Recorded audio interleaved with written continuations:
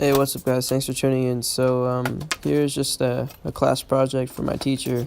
It's actually his own tombstone, and it's supposed to be kind of humorous, but I'm just using a scrap piece of 3/4 inch plywood, and I'm laying out some sort of curve on the top with that paste wax can.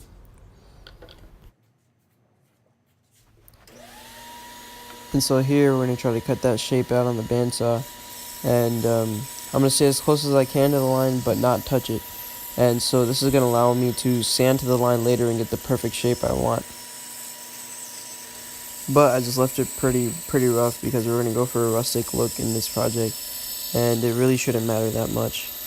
Although if you want to do the opposite yourself, then I recommend you do sand to the line and get the perfect shape that you want.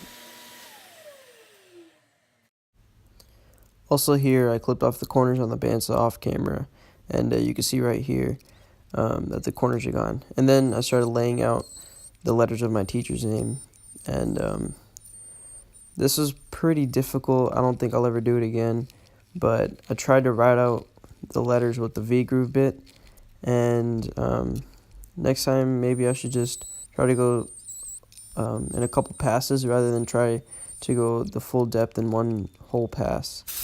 Here you can see how I tried to cover up how ugly it was with some black spray paint by filling it all in. And I just sprayed it on top and then sanded off the excess, and then also added on to the rustic effect later, and made it a little bit easier later in the process.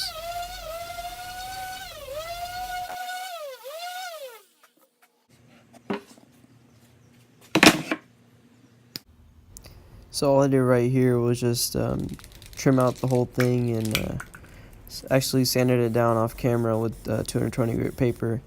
And all I'm doing here is using some cheap black spray paint to go over it and try to make it a little rustic, and make it look really old.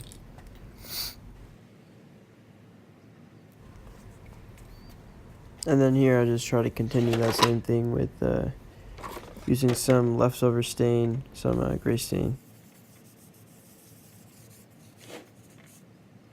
Last thing I did was I added 3 coats of spray lacquer and sanded with 220 grit in between each coat.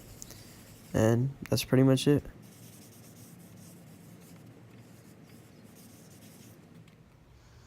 Hey guys, thanks for watching. If you want to see more, don't be afraid to like or subscribe.